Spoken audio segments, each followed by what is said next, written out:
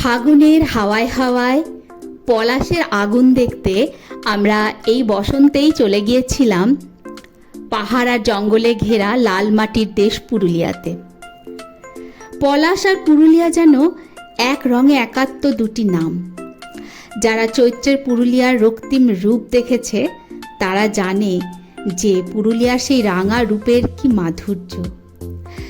পুরুলিয়া বলতে চোখের সামনে কিন্তু প্রথমেই ভেসে ওঠে মুখোশ গ্রাম, তারপরে গড়পঞ্চকোট, জয়চণ্ডী পাহাড়, অযোধ্যা পাহাড়, তারপরে বামনি ফলস, আরও কত কি।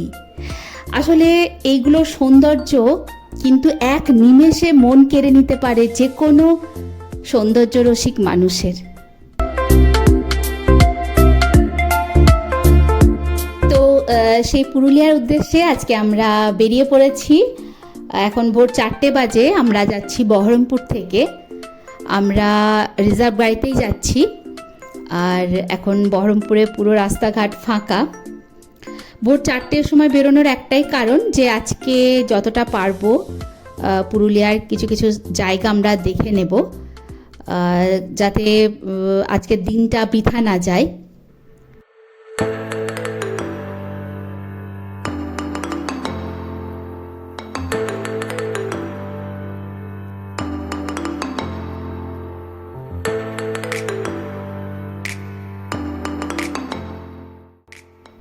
এই যে আমাদের পুরো টিম, কেবল সামনের দিকে মৌ আছে, মৌয়ের ছবিটা নেওয়া হয়নি।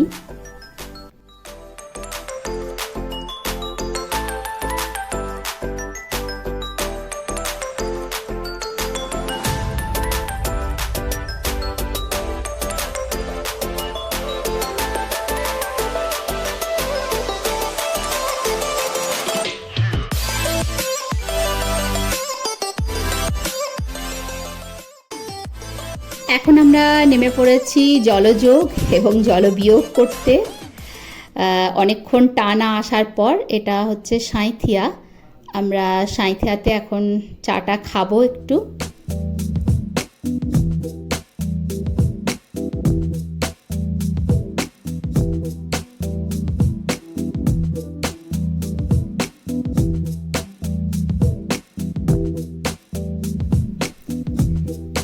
এই মুহূর্তে আমরা রয়েছি তিলপাড়া ব্যারেজে। আমরা তিলপাড়া ব্যারেজ এখন পার হচ্ছি।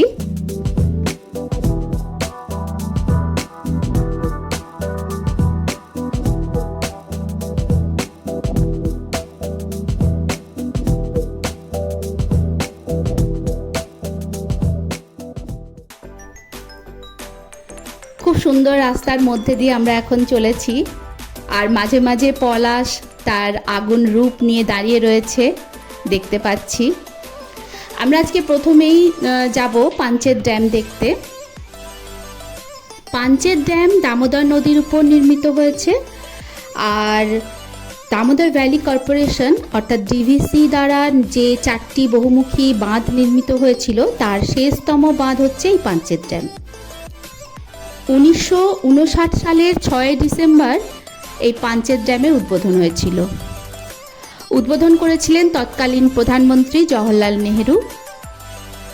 আর দিনটি একটি ঐতিহাসিক দিন অবশ্যই, কিন্তু এই ঐতিহাসিক দিনেই কিন্তু জড়িয়ে রয়েছে একটি সাঁওতাল মেয়ের খুব করুণ কাহিনী।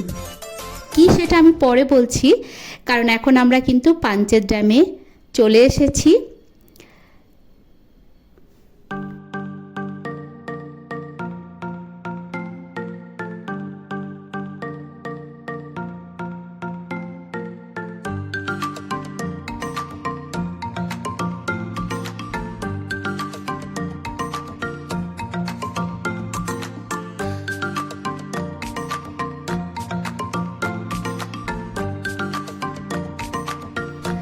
দুধারে অপূর্ব সুন্দর সৌন্দর্য নিয়ে দাঁড়িয়ে রয়েছে এই পাঞ্চেত ড্যাম।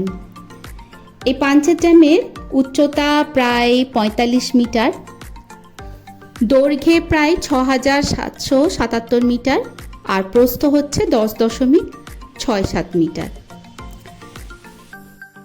এই বিশাল বাঁধের উপর দিয়ে গাড়িতে বা হেঁটে যেতে কিন্তু দারুণ লাগে।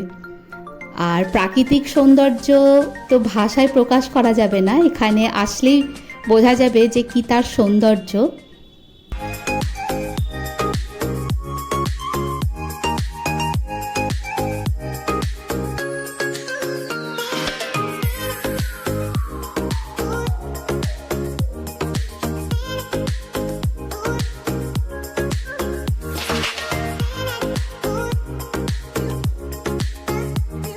কিন্তু এই সৌন্দর্যের পিছনেও একটি করুণ কাহিনী আছে, আগেই বলেছিলাম। সেটি মনে পড়লে সত্যি মন খুব ভারাক্রান্ত হয়ে ওঠে। দিনটা ছিল 1959 সালের 6 ডিসেম্বর।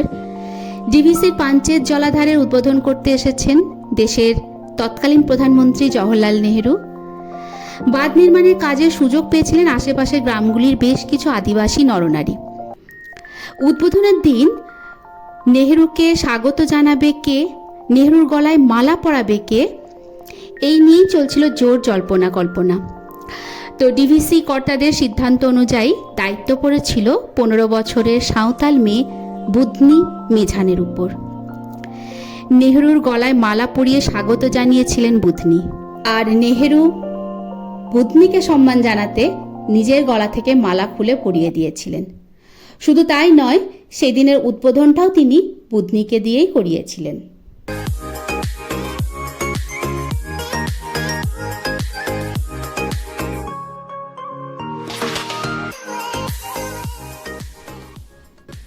কথা বলতে বলতে আমাদের মোটামুটি ড্যামটা দেখা হয়ে গেছে। এখন ছানা পোনা বুড়ো বুড়ি সবাই দাঁড়িয়ে পড়েছে আইসক্রিম খেতে।